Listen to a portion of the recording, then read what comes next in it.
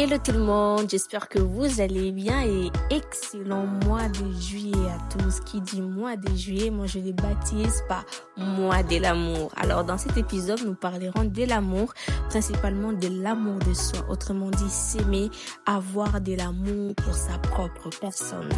La question que nous allons nous poser aujourd'hui est simplement de savoir qui ou quoi devons-nous aimer. En premier lieu, nous devons aimer Dieu. Luc 10, 27 nous dit, il répondit, tu aimeras le Seigneur ton Dieu de tout ton cœur, de toute ton âme, de toute ta force et de toute ta pensée, et ton prochain comme toi-même. Ces versets nous montrent clairement que le Seigneur veut que nous aimions nous-mêmes. Ce n'est pas une opinion, mais une instruction à suivre sérieusement. En Luc 10, 27, nous voyons les commandements de Dieu sur l'amour. Premièrement, aimez Dieu de tout votre cœur, de toute votre âme, de toute votre force et de toute votre pensée. Ensuite, aimez les autres autant que vous aimez vous-même. Nous commençons avec l'amour de Dieu parce que c'est la fondation du véritable amour de soi. L'amour de notre prochain commence avec notre amour pour Dieu.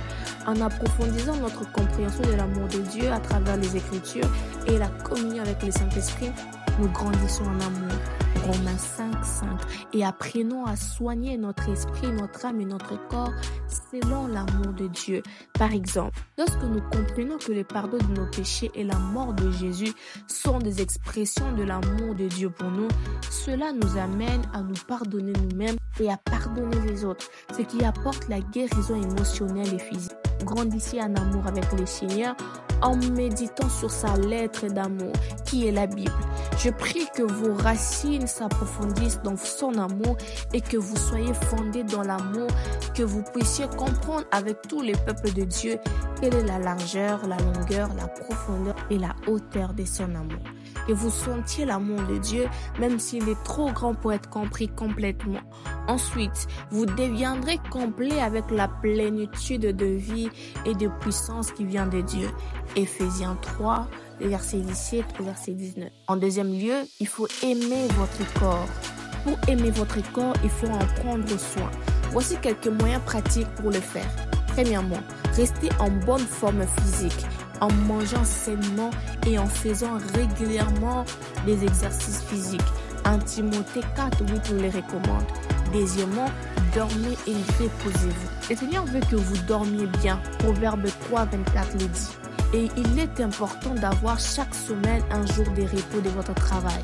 Puisque Dieu s'est reposé le 7e jour, vous devez apprendre à vous reposer également. Genèse 2:3 nous le dit. Dormir et se reposer aide le cerveau à mieux fonctionner. Parfois, nous tombons malades lorsque nous négligeons les besoins de dormir et de bien nous reposer. Soyons proactifs et intentionnels avec les repos. Troisièmement, fuyez l'immortalité sexuelle. 1 Corinthiens 6, le verset 13 au verset 18 à 20 dit « Mais le corps n'est pas pour l'impudicité, il est pour les seigneurs et les seigneurs pour le corps. » Fuyez l'impudicité. Quelques autres péchés qu'un homme commette, ce péché est hors du corps. Mais celui qui se livre à l'impudicité pêche contre son propre corps. Ne savez-vous pas que votre corps est le temple du Saint-Esprit qui est en vous, que vous avez reçu de Dieu et vous ne vous appartenez point à vous-même, car vous avez été racheté à un grand prix.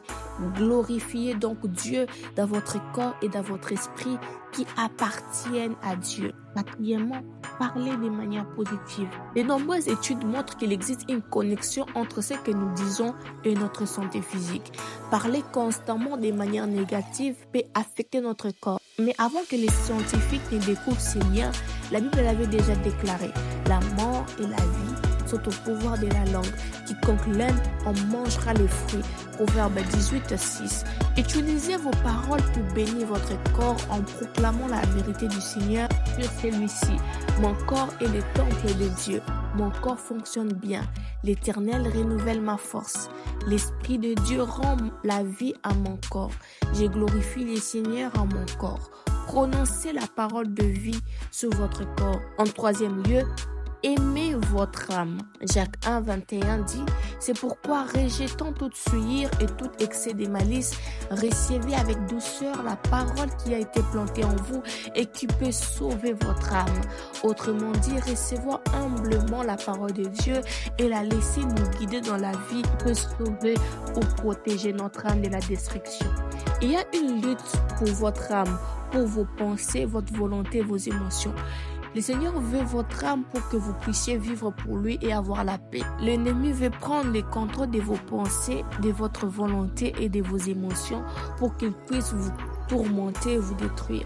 Lorsque l'ennemi prend le contrôle des pensées, de la volonté ou des émotions d'une personne, celle-ci peut devenir possédée ou opprimée et vouloir se blesser elle-même ou blesser les autres. Lisez Marc 5, versets 1 à 15 et Marc 9, des versets 16 à 27 s'il vous plaît. Malgré que les influences démoniaques sous forme de possession dans ces textes soient évidentes, il en existe d'autres formes, comme l'oppression, qui sont plus subtiles et qui peuvent se manifester sous la forme d'addiction, de convoitise, de fierté ou d'avarice entre autres.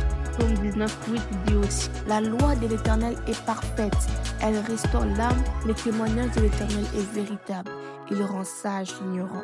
Voulez-vous une âme qui est restaurée, vivante et en bonne santé?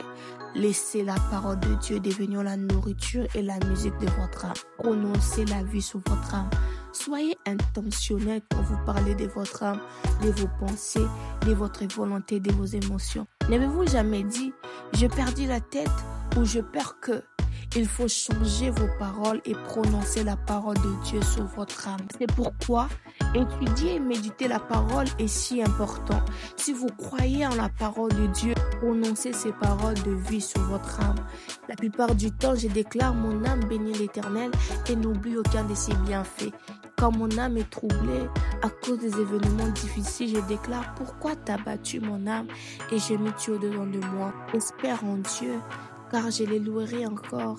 Il est mon salut et mon Dieu. Je vous encourage aussi à garder ces versets dans vos pensées. Au nom de Jésus, je prie que vous prospérez en tous égards, comme prospère l'état de votre âme. 3 Jean 1:2. En conclusion, vous êtes un être trinitaire parce que vous possédez un esprit, une âme et un corps. Le vrai amour de soi doit donc inclure le soin de votre esprit, de votre âme et de votre corps. Que le Seigneur bénisse.